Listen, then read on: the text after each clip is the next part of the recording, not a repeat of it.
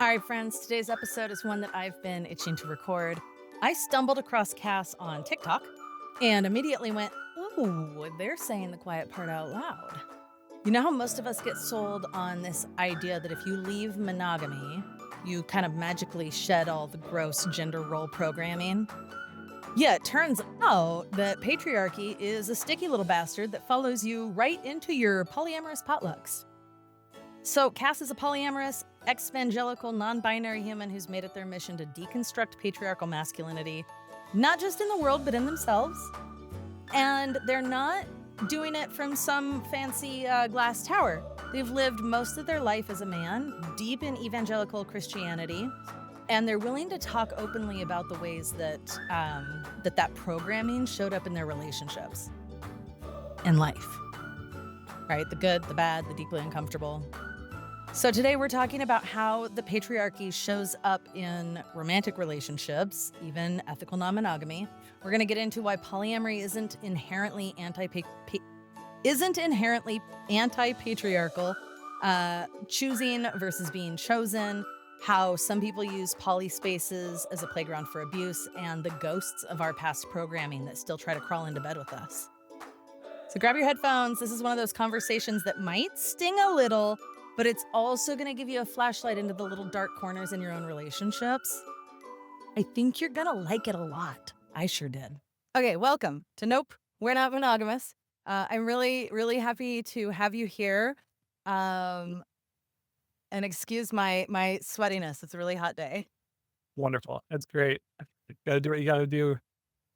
Right? Just keep on trucking. That's right. Yeah.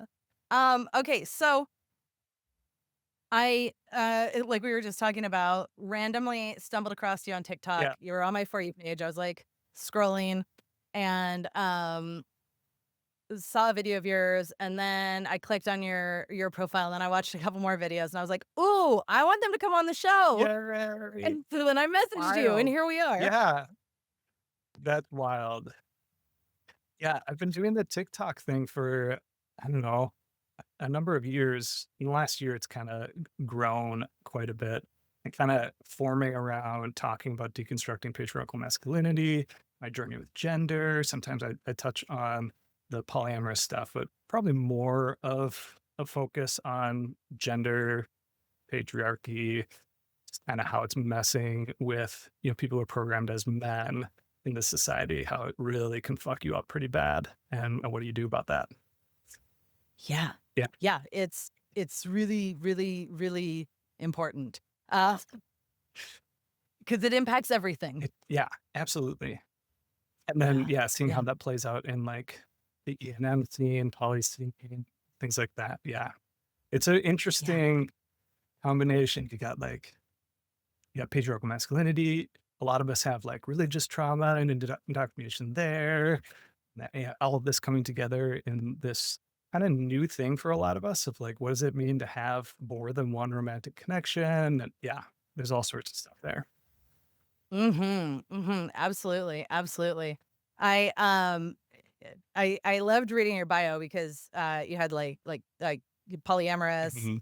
Yeah. eXvangelical, non-binary, Yeah. tearing down the patriarchal masculinity. Yeah. That's a whole arc of things. Can you Yeah. I'm curious, what was the before version of Yeah. Cass? The one that was like, a deep man in the church Yeah. Oh my over the god. first cracks. I was I was so deep in evangelical Christianity. I was a licensed minister. I had started and I was running my own nonprofit ministry, like doing a lot of one-on-one pastoring, doing this inner healing prayer stuff, leading groups, like helping people. Actually, one of my favorite things when I was a Christian, which I still look back at fondly, is I helped people get angry at God and actually really tap into the anger that they had towards God. And that was a really beautiful thing that I think, even looking back, I'm like, that was pretty cool. That was pretty cool. But Yeah. then a lot of the little strings of like doubts and questions and stuff, I couldn't really pull on those strings for a long time because literally my job was tied to having doctrine that was more or less acceptable in evangelical circles. So I had to just be a little careful about how I let my brain wander into some of those questions. Um, Yeah. and then my ex initiated our divorce. I left that ministry I was running, and with my job no longer tied to it, I was just like, okay, I'm gonna start pulling these strings, and oh no, oh no, oh no. So It's all unraveling. well, I'm playing. So yeah, deconstructing faith and Christianity was number one. That was the first one. And then I don't know, maybe a year and a half after I officially left Christianity, I was like, you know what? I probably have just a shit ton of internalized homophobia, like who knows, racism, all the stuff that comes with, growing up as a cis het man in this society. So I was like, I should go dress shopping. That's what I'm gonna do. And just see what happens, like see what comes up, see if there's anything I need to confront. So I ended up buying 4 dresses that day, and I was kind of freaked out because I was super turned on by like seeing myself trying on these dresses. And so that started a whole other journey of deconstructing gender. And somewhere in that mix, I started doing the deconstruction of monogamy as well, and kind of delving into, oh, what does this look like to open myself up to multiple loves, and not have to be everything for one person, and they don't have to be everything for me. A lot of things we talk about in the ENM scene. So yeah, Yeah. a lot of different things, deconstruct everything. I mean, like if you deconstruct something, I want to talk to you because that's my favorite. Yeah. That's amazing. That's amazing. Yeah, I just had Leah Carey on the show, and she was talking about the kind of the same thing, like coming from a high control environment, how so many people leave, whether it's the church or some other high control environment.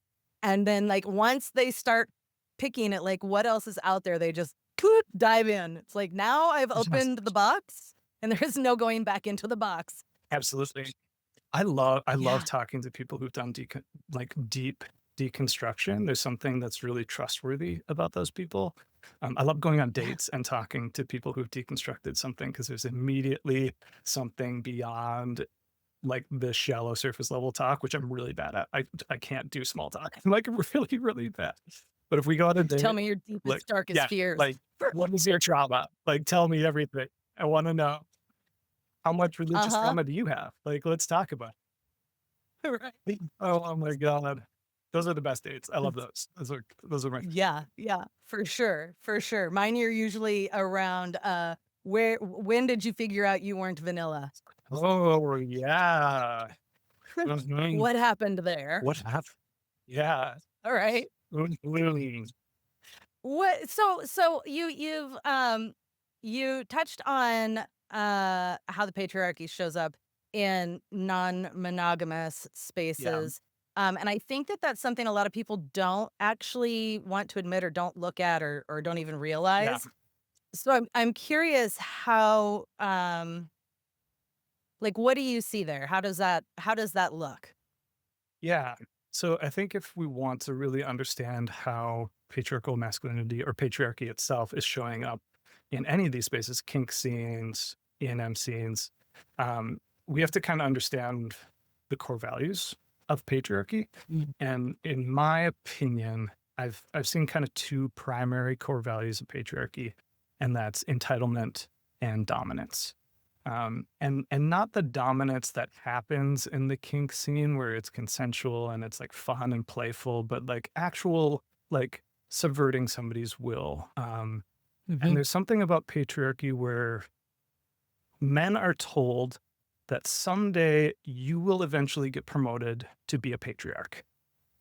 But the way that you get to do that is you need to show that you have the ability to dominate people. I mean, you get patriarchy points the more you're able to dominate someone. And that shows up in sports.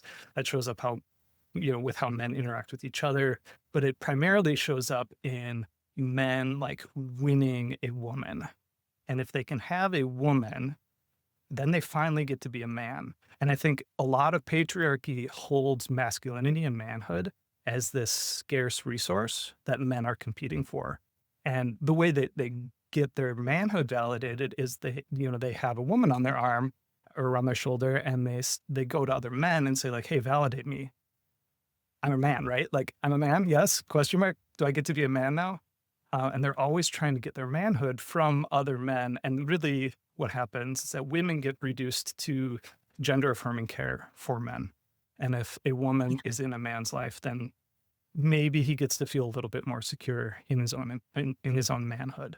And it's that fragility, um that piece where like you're never quite sure if you're a man or not, that keeps men constantly trying to perform their gender within this patriarchal system and using women to get that affirmation. So women really just become side characters and props as men struggle with their own gender identity for their entire lives.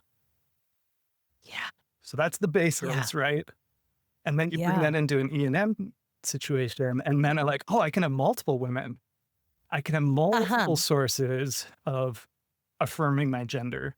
And a lot of men entering into polyamory or ENM spaces aren't looking that deep to see like, what work do I have to do internally so that I actually feel secure in my own gender, in my own manhood, so that I'm not using women to fill these massive gaping holes that we have inside of us.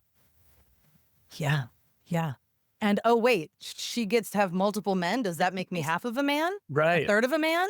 A quarter of a man? Like, Yeah. Because the other piece that's playing there is if other men are displaying more dominance than me, then I'm like lower in this hierarchical system. So like if she's with another dude, another penis, then all of a sudden it's like, oh, maybe I'm not, above this other man. Because men are always competing with other men for manhood. yeah. Yeah. Just wild. That statement right there is wild. Yeah. There's only 5 manhoods, okay? Yeah. You guys There's fight it more too out. much. Yeah. That's right. If you want to be your own little patriarch who has your own little patriarchal kingdom, you have to woo and win a woman.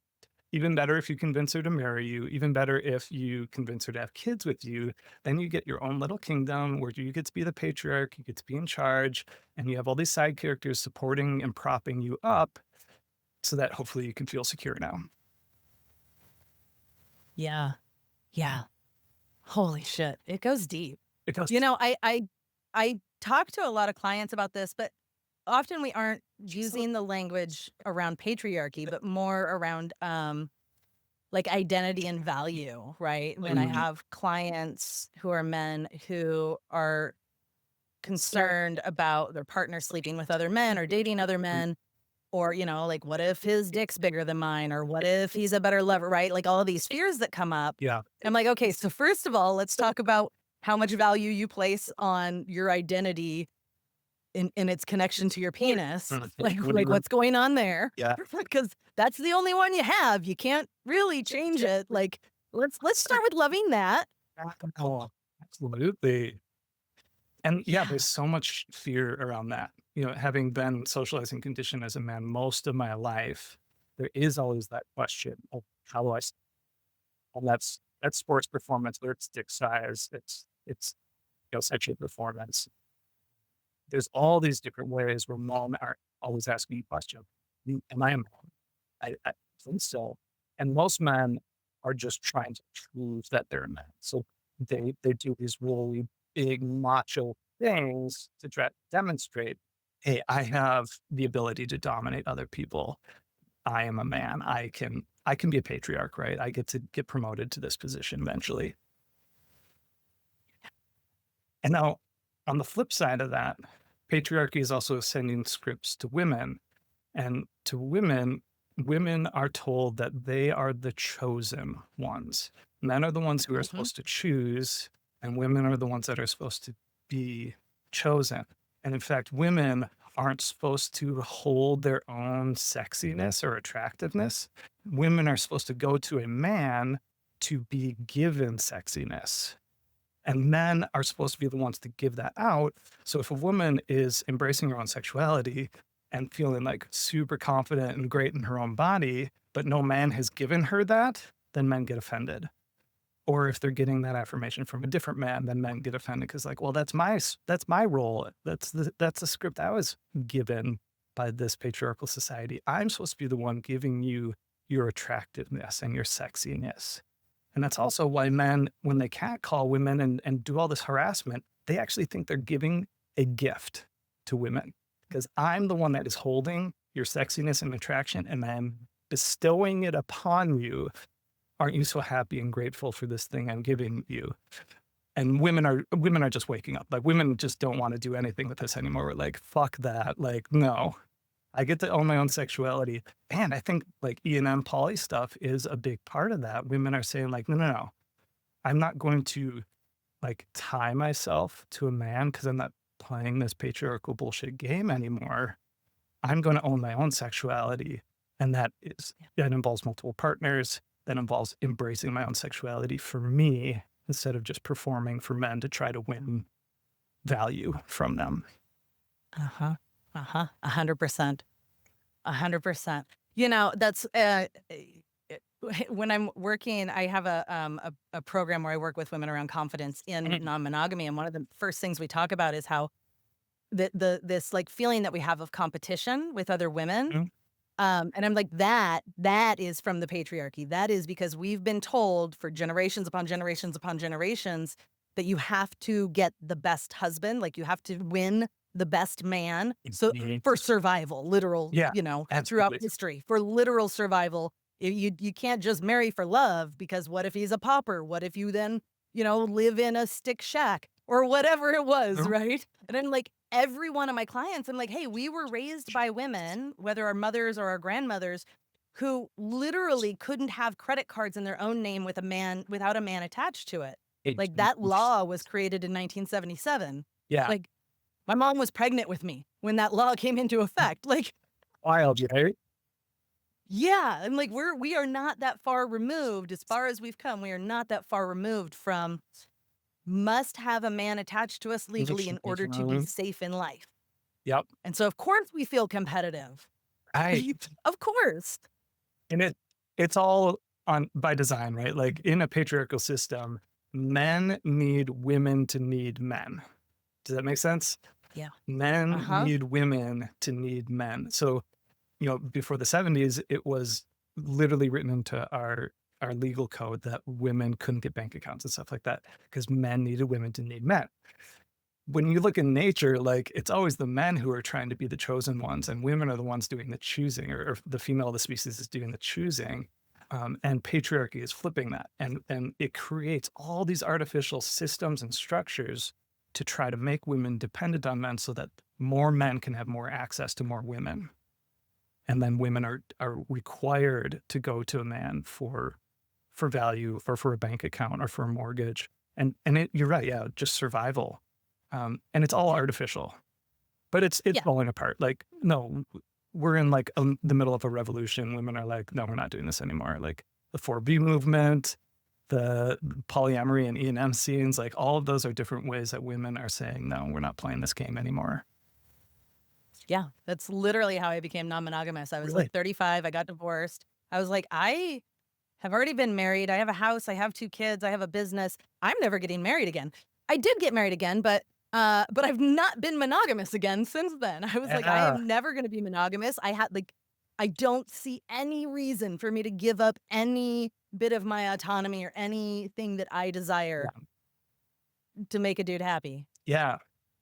And it's wild because women are doing the ENM poly thing from an anti-patriarchal place most of the time. Most of the time they're like, no, these systems don't work for us. We're not playing that anymore.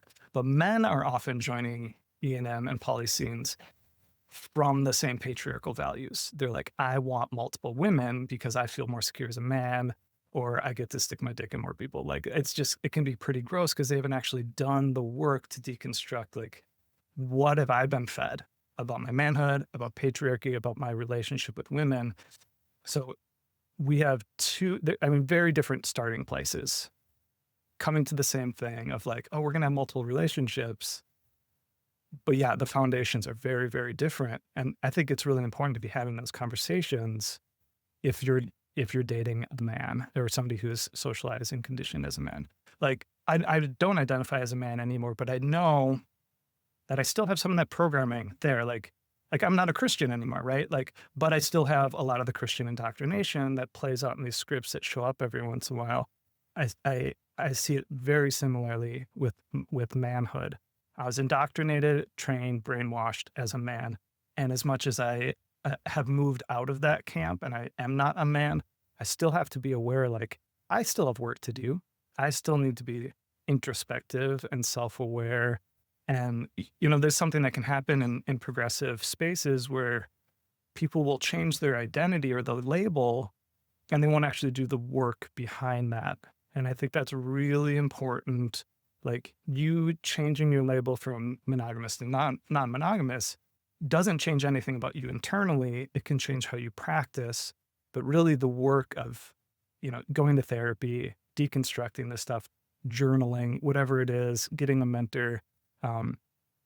It is a lot of work to actively deconstruct. I'm a healthy and safe human being. And the more you grow in your awareness of like how patriarchy has programmed and conditioned you, hopefully the more aware you can be in the moment when those things are showing up and you can be a safe person. Yeah. Yeah. Yeah. Absolutely. I wonder how does one, right? If someone is like, okay, well, we're not monogamous now, and I'm listening to this podcast that says maybe I should look at my internalized masculinity, patriarchy, Yeah. all of these things. I don't really know what they're talking about. What do I even look at? Where do I start? Yeah. I'm a dude who's having a hard time and I can't figure out why. What do I do? Yeah. I mean, there's a lot of places you can start. Right. Um, One of the things I tell women is if you're going on a first date with a man, ask him what he loves about his mom the most. Is how he taught his Mm. mom is going to give you a clue as to what he values in women. And if it's all about how she served the family, that's a red flag. She's such But a great cook. she's such a great cook. She just loved everybody so well. She was taking care of everybody all the time.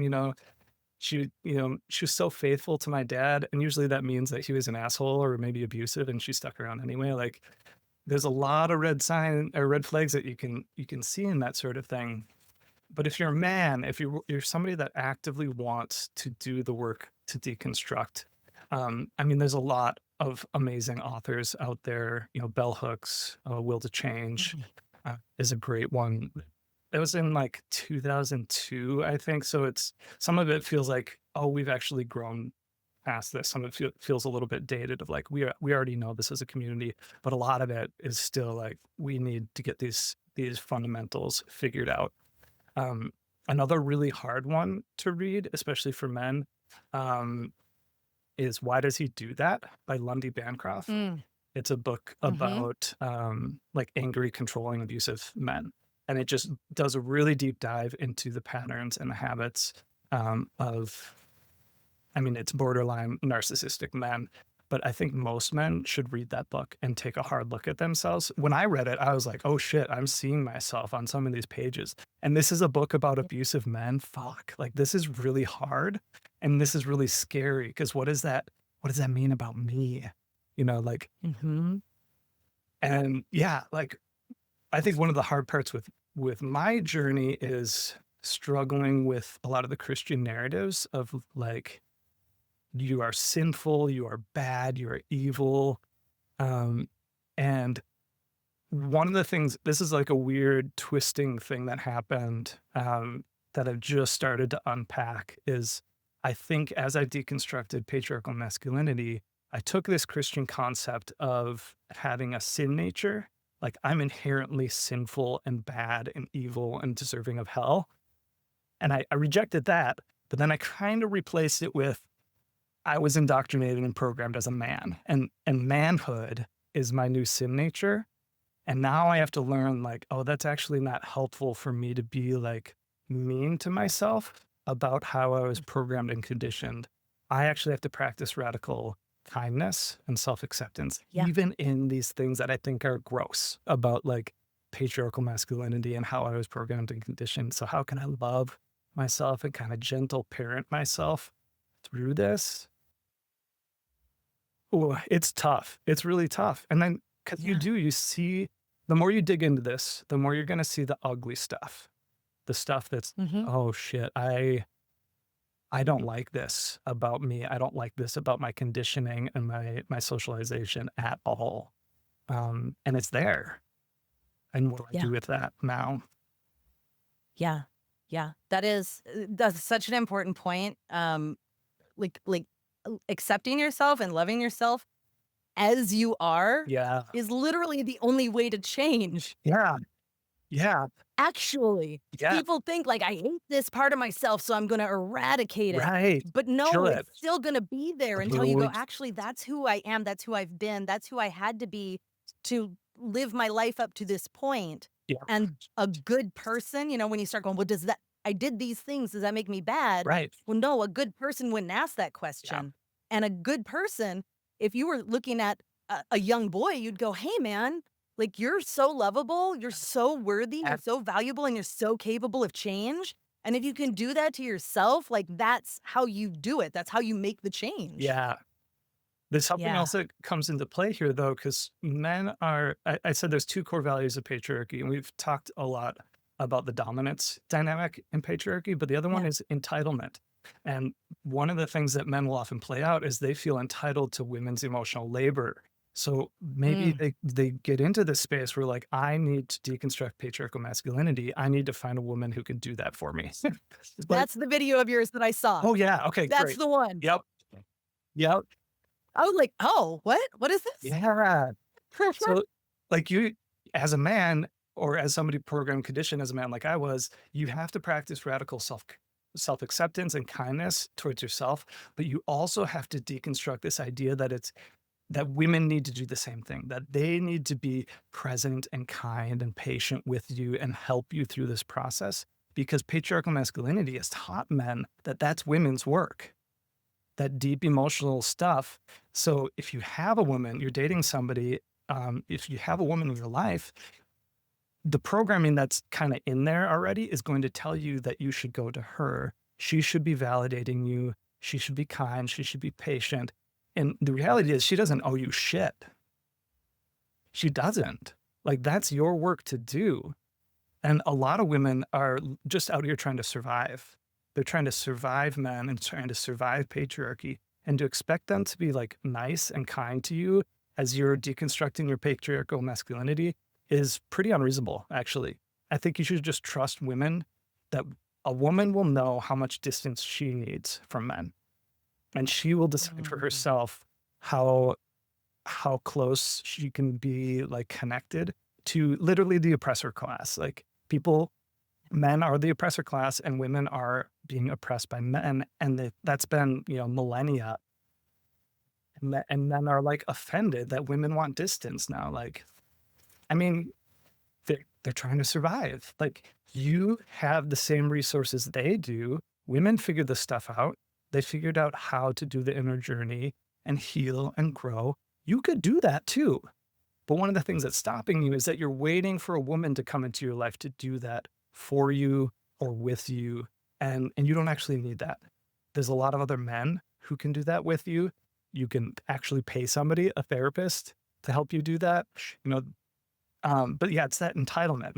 Men are conditioned under patriarchal masculinity to feel entitled to women in emotional labor, in a lot of other ways, entitled to women's bodies.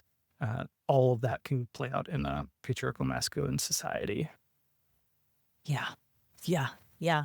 And it's wild on both sides, right? Like, if my partner came to me and was like, I need help undoing some of this, can you point out what I need to do? My first instinct is to be like, well, yeah, Right. here, let me hold your hand. Yeah. Like, not even aware that, like, oh wait, I'm already busy as hell. Yeah. Doing my own shit. I can't do Mhm. it for you. Mhm. Wait a minute. Like, we don't even notice that it's happening until we walk away and we're like, fuck, why am I so tired? Yeah.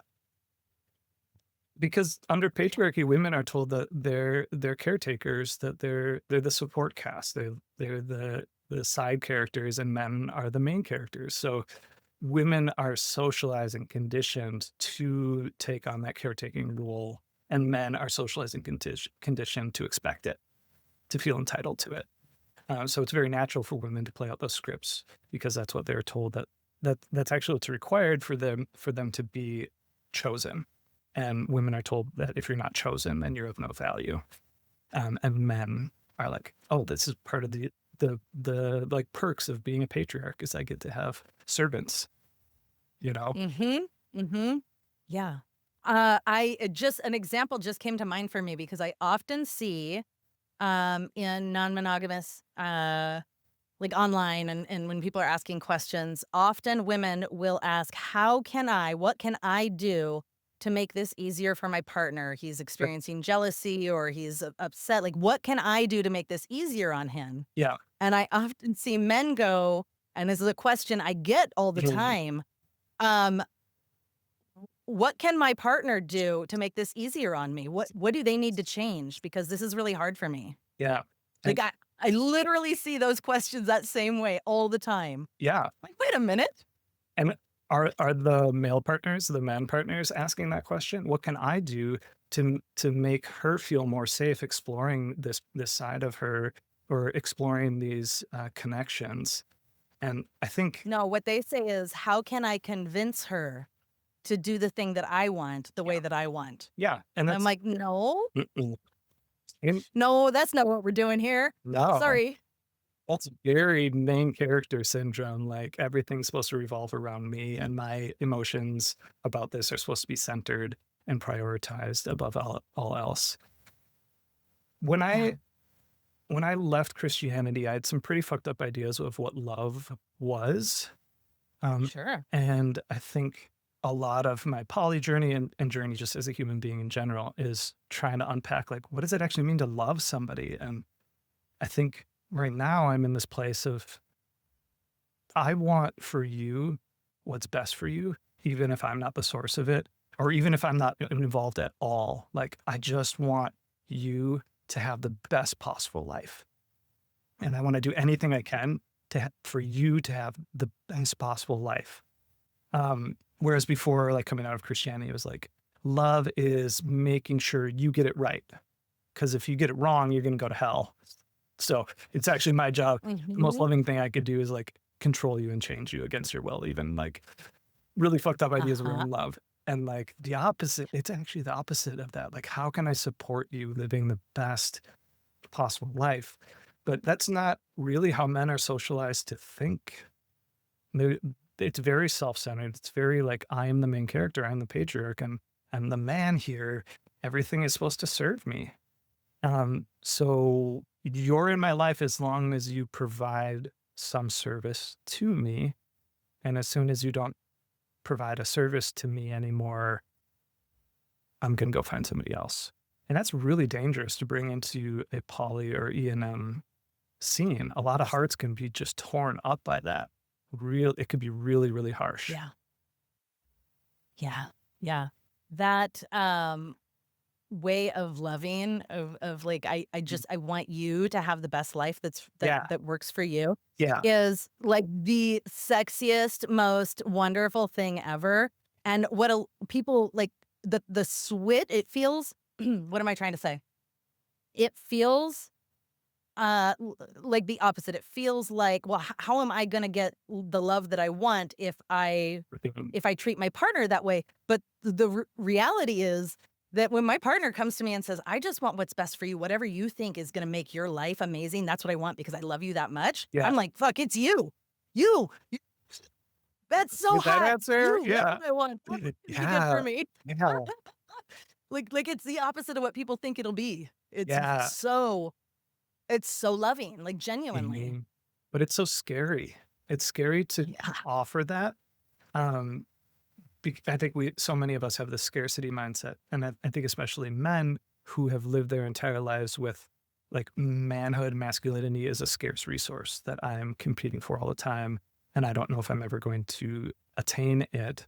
I think men are kind of conditioned to have a scarcity mindset, and that can bleed over into love as well. Am I going to be? Am I lovable? Am I acceptable? Am I valuable? And a lot of men have attached their personal value to whether or not a woman is in my life, or more specifically, whether or not I can have sex with a woman. I become valuable if women are having sex with me. And like, don't do that to women like that. No, that's important. That's an important thing you need to look at, but you need to go do that work instead of just trying to use women to fill that hole in you. Yeah. Yeah, it feels very much like we're still living in caves. Yeah. Wait a minute. Look at Ugg over there. He's got 3 women keeping him warm. God dang it. You need to go hit him with a club, steal a couple of his women. Yeah, sure. Right. Oh, Yeah. Yeah. Wild. yeah. Um, when we're talking about this system, a lot of people conflate that with talking about individuals, Mm, right? Like I yeah. saw someone that I've known for a while kind of did a rage bait post on social media the other day of like, well, women are mean too, basically. Yeah. Yeah, I hear everyone saying that men need to be better, but women are mean too. And there are women who are abusers and women who take advantage. I'm like, well, yeah, but we're talking about individuals and not the system. Yeah. Absolutely. I mean, if you post anything online about, anti-patriarchy, anything, you're always going to get men saying yeah, but what about women? It's all the what aboutisms, and they're trying to protect. I think ultimately they're trying to protect themselves because they don't want to be seen as bad. And I think a lot of men Right. are terrified of being seen as bad. I'm still terrified. That's like one of my deepest fears is like, am I bad? And that's still something. I was just talking to my partner. We went on a camping trip this weekend and we were talking on the way home. You know those little games that have these little prompt cards or questions or whatever. I think the question was, what's the lesson that took you the longest to learn? And my immediate answer was, the question is like, am I bad? Or am I good? Like, that's still something that I struggle with. And men are, I mean, the way that they play out that question and they try to get an answer to that question is really, really toxic. And I forgot the question that you asked that led me to this because I'm just rambling now. Do you remember what it was? Men saying like, well, women are mean too, Oh, yeah. or they do those things too. Yeah. Yeah. So Yeah. men are often going to do the like, oh yeah, this is a both sides issue, right? Like women are mean too, yeah. And that's just not true because when you look statistically, like the violence that women are receiving from men is like 97%. Perpetrators are men of all this violence, and both men and women receive violence, but both of them receive violence from men. Like men are the perpetrators here. Um, and there's a lot of like misunderstood statistics out there. Like one of their favorite statistics to bring up is this study where like, oh, lesbian marriages are the most abusive marriages out of any of them. And like, well, actually, if you read the study, it's not the lesbian relationships that these lesbians are reporting as violence. It was actually their previous partnerships with men. It was like a whole third of the respondents were saying like, actually, before I knew I was a lesbian, I had a relationship with a man who was violent and abusive. So I don't know, men are just fragile, and it's hard for them to take an honest look at some of these, even statistics and studies, because they're so scared of losing their manhood, of losing this idea of being good. And if they're seen as bad, then they're not going to have access to women, which they feel they need in order to be a man. So they'll fight tooth and nail to try to like tear down these narratives, or like the 4B movement or even the U2 movement back in the day. Like they're more interested in protecting the narratives and the like perception of men and manhood than they are about the women who are being actively harmed. And that's like, I'm sorry, you're not going to have women trusting you if you're more interested in protecting men's reputation than you are protecting women. Yeah. Yeah. Totally. Which is wild because men who have like are starting to pull this stuff apart and go, "Oh, what is this? What do Yeah. I got going on in here?" Those are the ones that women are like, "Yeah, you're awesome. We really Mhm. like you. Yeah, We're honestly. totally happy to put your genitals in my mouth." Like, like these guys are out here trying to oppress other men when they could just Yeah, do a little bit of work and have all the things that they want. I know, right? Like, this is totally accessible to you if you're willing to do some work and kind of, I don't know, decenter men. And men need to decenter men. There's a lot of women decentering men right now, but I think men need to decenter men. For me, it was so helpful for me to leave manhood entirely because I'm not attached to it anymore. I'm kind of looking at it from the outside, so I can deconstruct the shit out of it. And it doesn't really impact me because I'm not a man. But I have a little bit of like an inside perspective because I lived that way for so long. But it's really hard for men to be critical of this thing that's such a central part of how they perceive themselves. Like, well, I am a man. And when somebody says patriarchy is bad, I'm interpreting that as I'm bad. And like, no, no, no. Patriarchy is a system, it's a structure, it's this huge thing. Think of it like a culture, right? Like, yeah, you live in this American society, this culture, and we're going to critique that culture. And that impacts you, and you carry the like DNA of that culture in you, but that isn't you.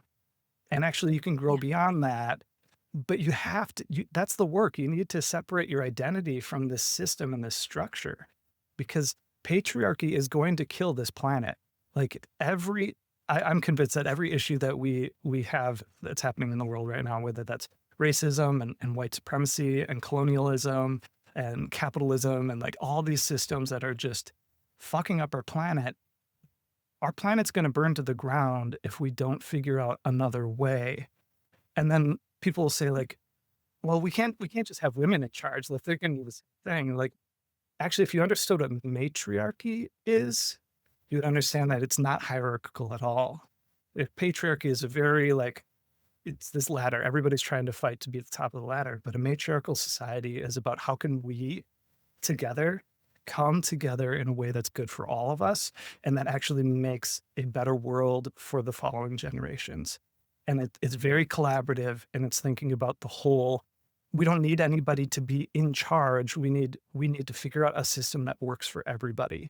And so it's just very, very different. Like, and I think instead of actually moving society towards a matriarchy, we've kind of substituted that with finding women who have patriarchal values and promoting them in the patriarchal system. Uh-huh.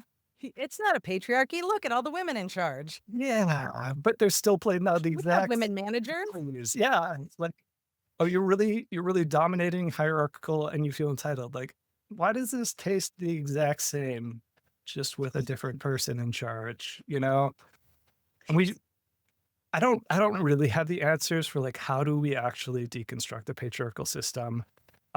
So most of my work is like, well, we have to at least be aware of it. We have to talk about it. Yeah. We have to have language Yeah. around it. I mean, that's a start.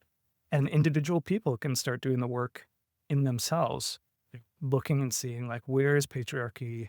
Where are those narratives that I've been fed? Where are those showing up in my own life, in my own um, romantic relationships, connections with friends, even at work, like all those values can play out in all sorts of different areas. When I first started being non-monogamous, Yeah. we went to a lot of swinger things, and I remember so many. I thought, oh, this is a very sex positive Yeah. and very like they've probably done a lot of this work. I didn't realize how wrong I was. Yeah. But one of the things that I was told often by swingers was, oh, it's the women are in charge. It's all about the women. It's what the women want.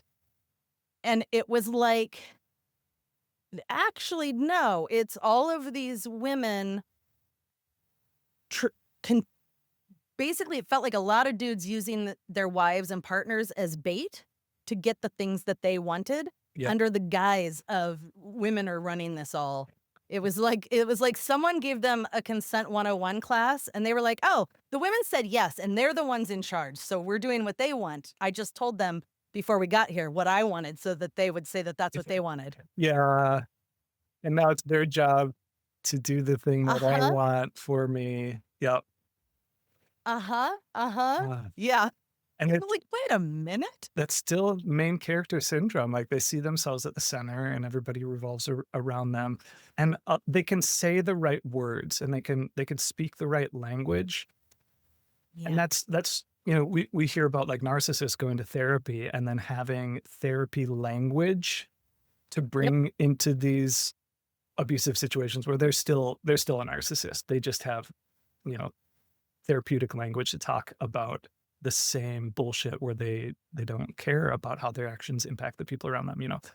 And the same thing can happen in almost any space. People discover the language to talk about it, but they don't actually change, and they still play out the same patterns and values. Mhm. Mhm. Mhm. Or they make like a little tiny change and they're like, "Cool, we did it. We did it. Okay. We're here. I brought it down 5%. I'm staying here." Yeah. Because that was hard work. Yeah, you're right. That was hard work. Good job, buddy. Keep Way to go, big going. dog. Keep going. You got this. Yeah, yeah, yeah. So I'm curious before I take up all of your time. I'm curious about do you want to share a little bit about your non-monogamy journey? Like what has been your experience as a non-monogamous person? Yeah. Um, I remember I dated somebody who was polyamorous, and I did the like, "What's polygamy?" thing. I was just Same? so uneducated. Um, and you know, this was like post divorce, and I was like, "Yeah, that's cool for you, whatever." Like, I don't know. And then I remember maybe a year later, I was sitting down with my friend Drea, and I was like, "Drea, what if I'm polyamorous?" And she got so excited. And this is like one of my old Christian friends. Like I did not expect that from her at all. She's like, "That would be so cool. That would be so amazing." And it really felt like permission almost of like somebody that I really respect and care about was excited for me to discover who I am. And a few months after that, I started dating somebody who's polyamorous and started on the journey myself. And yeah, I think the big thing for me, especially early on, was I don't think I can be someone's everything. I don't think I could do that. I think that puts too much pressure on them and it creates too much expectation in me.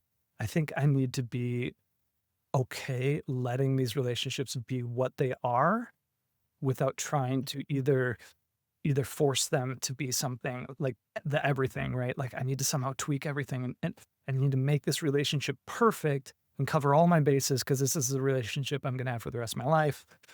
And once I realize, oh, I can't actually do that, then it's either like tolerate not having everything I want or dump them and go find somebody else who's going to be a perfect fit for everything. And like, God, that's not healthy. And people shouldn't be treated that way. So I found this piece of like, oh, I can just let this relationship be what it is, just what it is. Yeah. And I can also have connections with other people. And man, I made so many mistakes. And everybody says that, right? I'm sure everybody you have on this podcast, like, yeah, I've made a lot of mistakes. Um, That's that the good stuff. that's the good stuff. How Yeah. we learn. Yeah, I think I still have some, like, perfectionism stuff left over from my Christian days where I'm if if I had this figured out, I would never hurt anyone again.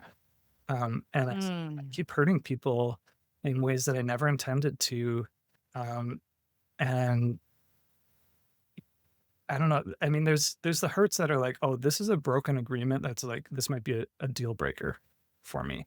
And then there's the hurts that are just like, life happens and it's painful, and I have a hard time when I hurt people, even unintentionally. I get stuck in those same narratives of like, am I bad?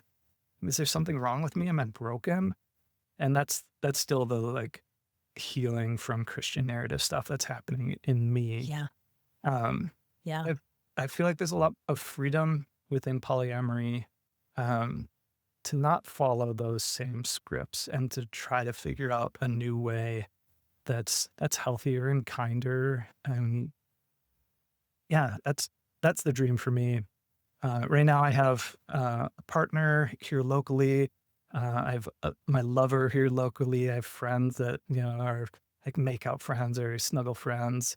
I have a long distance partner in another state who we're like on a extended break right now. We don't know how that's going to end, and it's scary and stressful. And I don't know. There's a lot of really hard stuff here within the poly world, but it's also really, really beautiful, and there's so much Yeah. potential. And sometimes I think like, Yeah. man, if my ex hadn't initiated the divorce, if I hadn't left Christianity, I would have missed out on so much. There's just so much beauty that can be had, and especially like in today's day and age, like our world's crumbling, like shit's going crazy. As a trans non-binary person, am I going to be illegal tomorrow? Probably. Maybe not tomorrow, maybe the next day. Everything's bad. And Yeah. and yet there's still beauty. Yeah. There's connection and intimacy. And that's what I'm here for is the beauty of connection. And that's probably my favorite part about polyamory is that like you're not limited in the connections you can have.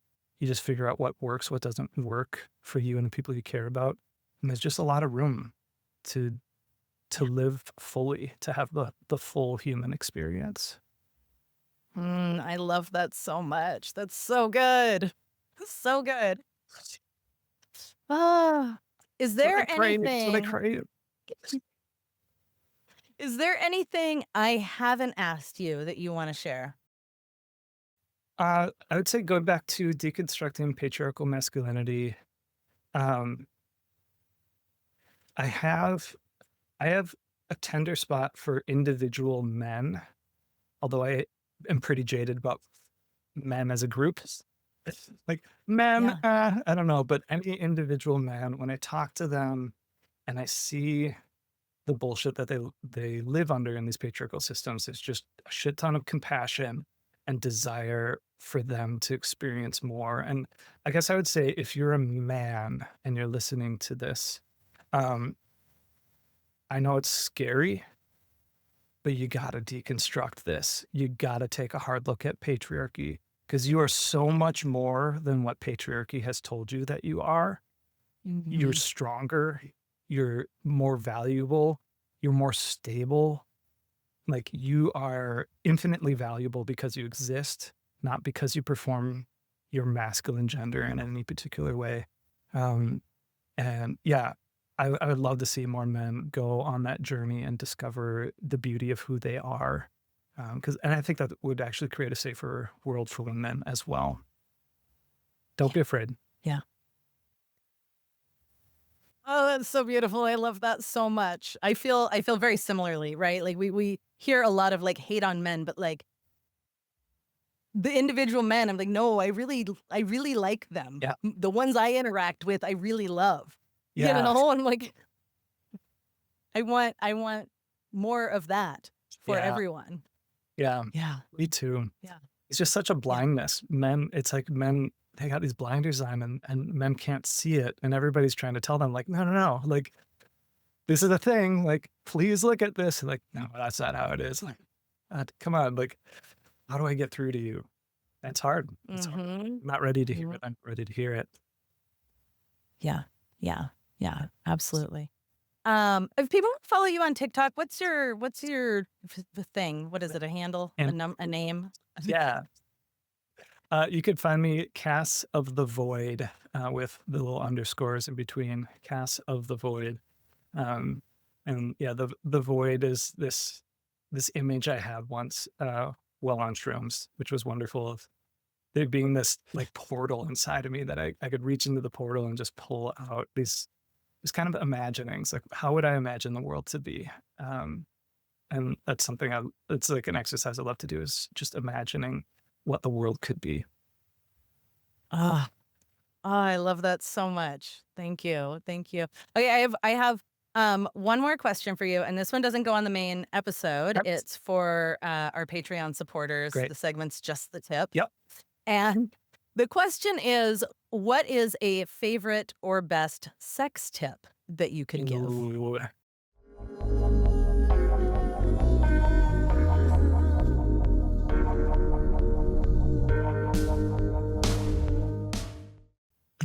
Amazing, amazing. You are an absolute freaking delight. I'm Oh, so thank you happy so you came much. on. I'm happy I did too. Thank you so much for this opportunity. This was Of wonderful. course. Thank you so much. Good, good.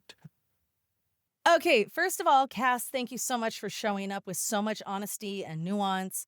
I think it's really easy for conversations about the patriarchy to get stuck in pointing fingers outward. But what Cass shared today is a kind of a hard truth, right? If you've been swimming in the water your whole life, some of it is in you, right? And doing the work means catching yourself in those old patterns and making a different choice over and over and over again. So if you're listening right now and you're realizing, oh crap, I think I got some of that going on, don't beat yourself up. That guilt shame spiral is another tool of the patriarchy, actually. So instead, notice it, get curious. Maybe have one brave conversation this week about the patterns that you want to break.